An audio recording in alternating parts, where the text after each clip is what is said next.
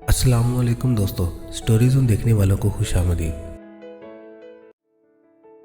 आज की वीडियो की तरफ बढ़ने से पहले आपसे गुजारिश है कि अगर आपने अभी तक हमारा चैनल सब्सक्राइब नहीं किया तो सब्सक्राइब बटन पर क्लिक कर दें और बेल आइकन को प्रेस करें ताकि हमारी आने वाली हर वीडियो आपको बर वक्त मिलती रहे।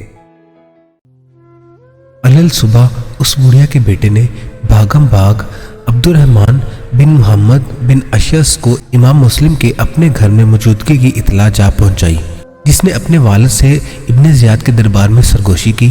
अब्दुर्रहमान का बाप उस वक्त इब्ने ज़ियाद के पास बैठा था। इब्ने ज़ियाद ने पूछा कि तुमसे क्या कहा गया है, तो उसने मुस्लिम बिन अकील की खबर के बारे में बता दिया। इब्ने ज़ियाद ने अपनी छड़ी से उसको पहलू में हल्का सा ठोका दिया और उसे कहा कि उठो, उसे अभी मेरे पास ले आओ। इब्ने ज़ियाद ने उमर बिन हरीस मखजूमी, जो कि एक पुलिस अफसर था, को 70-80 आदमियों के साथ अब्दुर्रहमान और मोहम्मद बिन अशस के हमरा हज़रत मुस्लिम बिन अकील की गिरफ्तारी के लिए भेज दिया। हज़रत मुस्लिम को उस वक्त खबर हुई जब मकान का घेराव कर लिया गया जिसमें आप मौजूद थे। जब वो लोग मकान में दाखिल हुए तो आप तलवार लेकर खड़े हो गए और 3 बार उन्हें मकान से बाहर धकेला, मगर आपके ऊपर और नीचे के दोनों होंठ जख्मी हो गए। उसके बाद वो पत्थर बरसाने लगे और आग के गोले अंदर फेंके, जिससे आपका दम घुटने लगा। इसलिए आप तलवार लेकर बाहर आ गए और उनसे मुकाबला करने लगे। इस पर अब्दुर्रहमान ने आपसे अमान और पनाह देने का वादा किया और इस तरह से आपको गिरफ्तार करना आसान हो गया। इब्ने ज़ियाद के सिपाहियों ने आपसे तलवार छीन ली और सवारी के लिए एक खच्चर ले आए। अब आपकी मलकियत में सिवाय आपकी ज़ात के और कोई चीज़ बाकी न रही। उस वक्त आपने समझ लिया कि मुझे कत्ल कर दिया जाएगा। कुछ सोचकर आपकी आंखों से आंसू जारी हो गए। ये देखकर एक शख्स अब्दुल्ला बिन अब्बास सलमा ने कहा कि जिस चीज़ के तलबगार हो उसके तलबगारों पर जब कोई मुसीबत आन पड़े तो वो रोया नहीं करते। आपने जवाब दिया, बाखुदा मैं अपने लिए नहीं रोता और ना ही अपनी मौत पर रोता हूँ, बल्कि मैं तो हज़रत इमाम हुसैन अलैहिस्सलाम और आले इमाम के लिए रोता हूँ। फिर आप मोहम्मद बिन अशस की तरफ मुतवज्जह हुए और कहा कि ए अल्लाह के बंदे, मेरा ख्याल है कि तुम मुझे पनाह देने का अहद पूरा ना कर सकोगे। क्या तुम भलाई कर सकते हो कि मेरी तरफ से इमाम हुसैन अलैहिस्सलाम की तरफ किसी आदमी को भेज दो, क्योंकि मुझे यकीन है कि वो गुज़िश्ता कल या आज अपने अहल व अयाल के साथ तुम्हारी तरफ रवाना हो चुके होंगे। मुझे उनकी बहुत फिक्र है। कसद उन्हें जाकर कहे कि मुझे इब्ने अकील ने भेजा है, जो कि कौम के हाथों गिरफ्तार है और जो मालूम नहीं सुबह या शाम को कत्ल हो जाएगा। आप अपने अहल व अयाल के साथ वापस चले जाएं, कहीं ऐसा ना हो कि अहल कूफा आपको भी धोखा दें।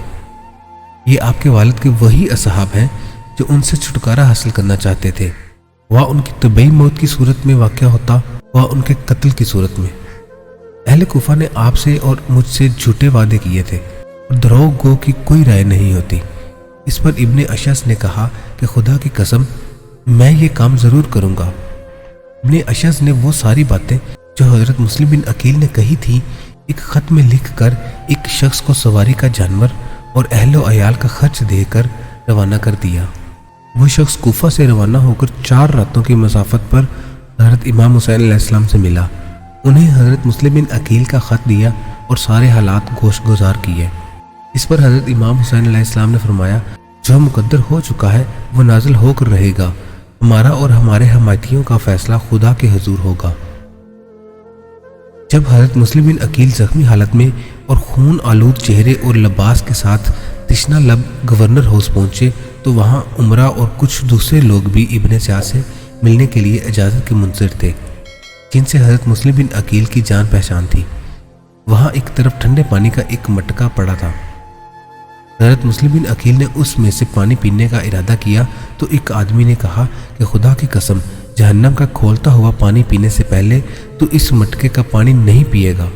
आपने उसे कहा कि खोलता हुआ पानी पीने और हमेशा के लिए भड़कती आग में दाखिल होने का तू ज़्यादा हकदार है। आप थकावट और प्यास की शिद्दत से टेक लगाकर बैठ गए। इस पर अमारा बिन उकबा बिन अबी मुईत ने अपने गुलाम को भेजकर घर से ठंडे पानी का एक प्याला मंगवा लिया। अमारा का गुलाम पानी भर भर के आपको देने लगा, मगर 3 बार की कोशिश के बावजूद आप पानी हलक से नीचे ना उतार सके, क्योंकि उसमें चेहरे का खून मिल जाता था। काफ़ी कोशिश के बाद जब आपने पानी पिया تو پانی کا پیالہ ہٹاتے ہی آپ کے سامنے کے 2 دانت نیچے گر گئے۔ اس پر آپ نے فرمایا کہ الحمدللہ، رزق مقسوم میں سے پانی پینا ابھی میرے لیے باقی تھا۔ اس کے بعد حضرت مسلم بن عقیل کو ابن زیاد کے سامنے پیش کیا گیا۔ جب آپ اس کے سامنے پیش ہوئے تو آپ نے سلام نہ کیا۔ دربان نے پوچھا، کیا تم امیر کو سلام نہیں کرتے؟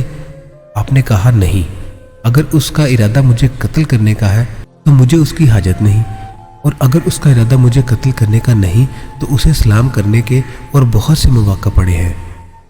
اب ابن زیاد آپ سے مخاطب ہوا کہ اے ابن عقیل، لوگوں میں اتفاق اور یکجہتی تھی اور ان کی بات ایک تھی، تم آئے اور ان میں پھوٹ ڈال دی، ان کو ایک دوسرے کے خون کا پیاسا بنا دیا۔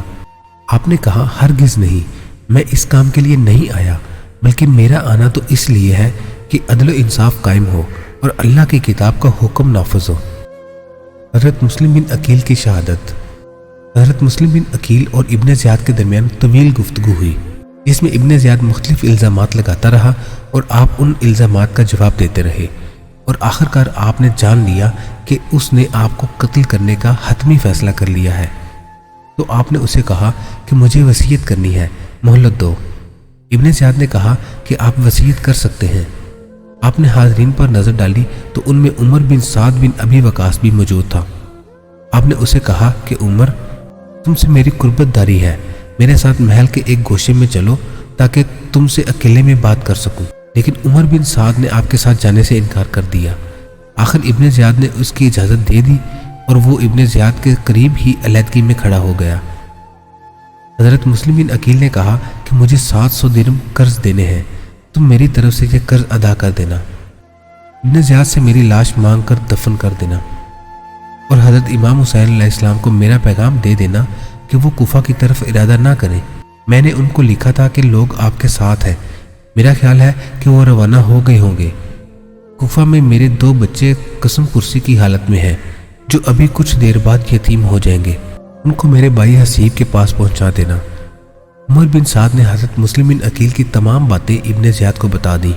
اس نے تمام وصیتوں پر عمل کی اجازت دے دی۔ اس کے بعد ابن زیاد کے حکم سے حضرت مسلم بن عقیل کو گورنر ہاؤس کے اوپر لے جایا گیا۔ وہ تکبیر و تحلیل اور تسبیح و استغفار اور درود پاک پڑھتے اوپر چڑھ گئے اور دعا مانگی کہ اے اللہ، تو ہمارے اور اس قوم کے درمیان فیصلہ فرما دے، اس نے ہمیں دھوکہ دیا اور ہمارا ساتھ چھوڑ گئے۔ اس کے بعد جلاد نے آپ کا سر مبارک تن سے جدا کر دیا۔ ابن زیاد نے ہانی بن عروہ کے قتل کا حکم دیا۔ ہانی کو قتل کر دیا گیا اور ان کی لاش کوفہ کے مقام کناسہ پر لٹکا دی گئی۔ بعد میں ابن زیاد نے کچھ دوسرے لوگوں کو بھی قتل کیا اور شام کی طرف سارے واقعات یزید کو لکھ کر بھیج دیے۔